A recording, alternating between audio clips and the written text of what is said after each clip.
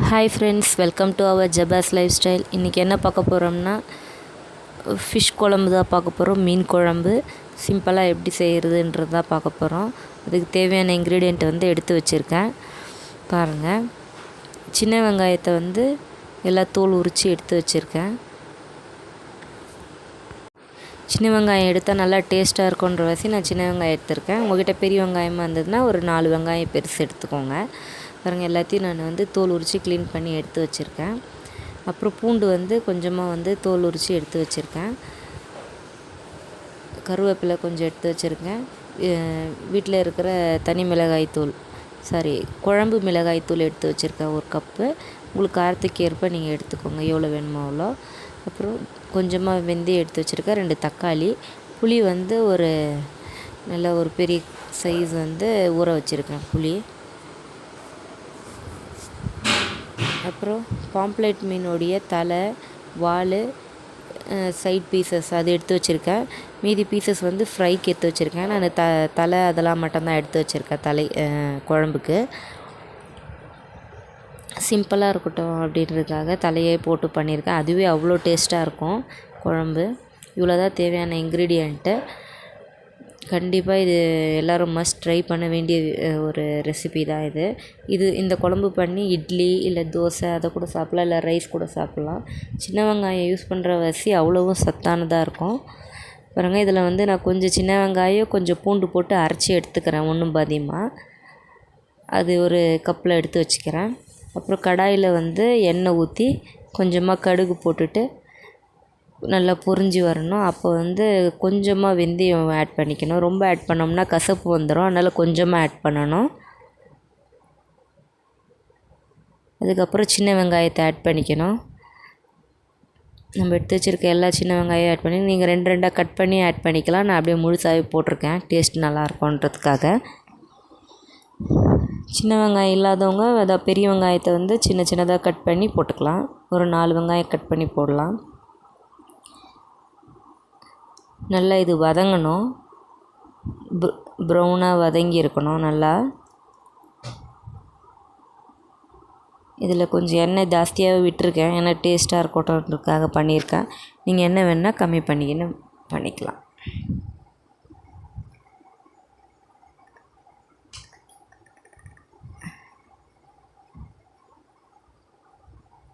நல்லா அது வதக்கும் போதே ஒரு நல்ல வாசனை வரும்.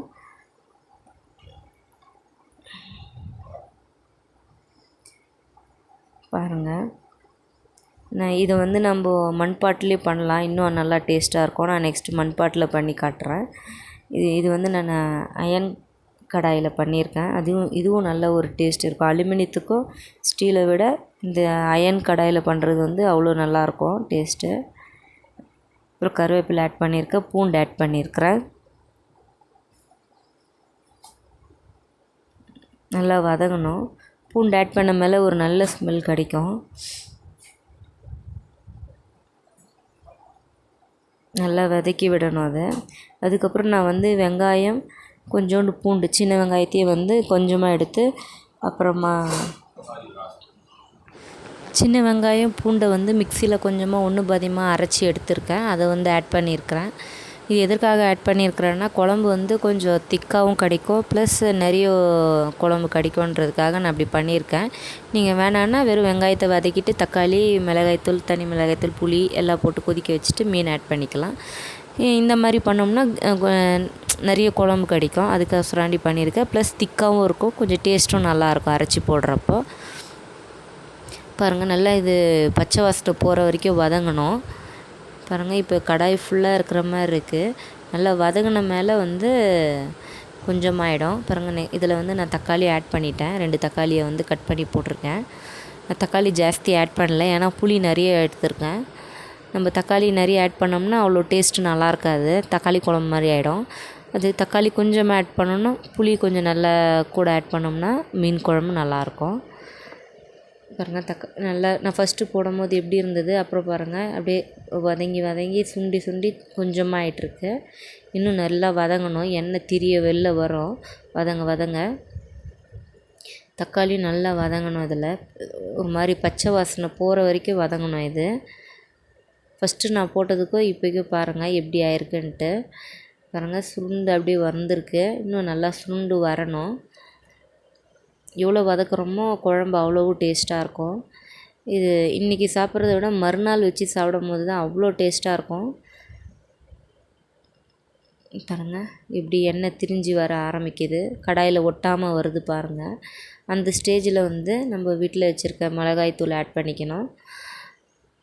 உங்கள் காரத்துக்கு ஏற்ப நீங்கள் ஆட் பண்ணிக்கோங்க. நான் கொஞ்சமாக மஞ்சள் ஆட் பண்ணியிருக்கேன். ஆல்ரெடி மிளகாய் தூளிலே இருக்குது, அதனால் கொஞ்சம் மஞ்சள் ஆட் பண்ணியிருக்கேன், கவுச்சி வாசனை வரக்கூடாதுன்றதுக்காக. நெக்ஸ்ட்டு வந்து புளியும் கரைச்சி ஆட் பண்ணிக்கிறேன். நான் நிறைய புளியை ஆட் பண்ணியிருக்கேன். நீங்கள் உங்களுக்கு எவ்வளோ வேணுமோ அவ்வளோ ஆட் பண்ணிக்கோங்க. நான் நிறைய பேருக்கு செய்யணுன்றதுக்காக நான் நிறைய வெங்காயம் எல்லாம் ஆட் பண்ணியிருக்கேன். உங்களுக்கு சிம்பிளாக 2 பேருக்கு வேணும்னா கொஞ்சமாக ஒரு 10 வெங்காயம் போட்டு பண்ணி ஒரு தக்காளி போட்டு பண்ணோம்னா முடிஞ்சு போச்சு. அவ்வளோதான், சிம்பிளாக இருக்கும். அது கம்மியாக செய்கிறதுக்காக சொல்கிறேன் நான் அளவு. இது வந்து 6 to 8 பேர் மேலே சாப்பிடுவோம், அதுக்காக நான் வந்து நிறைய பண்ணியிருக்கேன். நல்லா புளியை இன்னொரு வாட்டி அந்த புளியிலே தண்ணி ஊற்றி நல்லா கரைச்சி ஊற்றணும். பாருங்கள் எவ்வளோ நல்லா நிறைய தண்ணி விட்டுருக்கேன். நல்லா கொதித்து வரணும், கொதித்து எண்ணெய் திரிய வரணும். அப்போ தான் வந்து அந்த பச்சை வாசனைலாம் போகும். சும்மா ஒரு கொதி வந்தோடனே நம்ம ஃபிஷ் போட்டோம்னா அவ்வளோ டேஸ்ட் ஸ்மெல் அப்படியே இருக்கும், பச்சை வாசனை இருக்கும், டேஸ்ட்டும் நல்லா இருக்காது. நல்லா இது பாருங்கள் கொதிக்க கொதிக்க அப்படியே எப்படி ஆகிட்டுருக்கு பாருங்கள். ஃபஸ்ட்டு நான் போட்டதுக்கும் இப்போ பாருங்கள் திக்காகிருக்கு, அந்த மாதிரி ஆகிட்டே வரணும். அந்த ஸ்டேஜில் வந்து கொஞ்சம் திக்காகி அந்த எண்ணெய் வந்து திரிஞ்சு மேலே வர ஸ்டேஜில் ஃபிஷ்ஷை வந்து போட்டுட்டு ஸ்லோவில் வச்சிடணும்.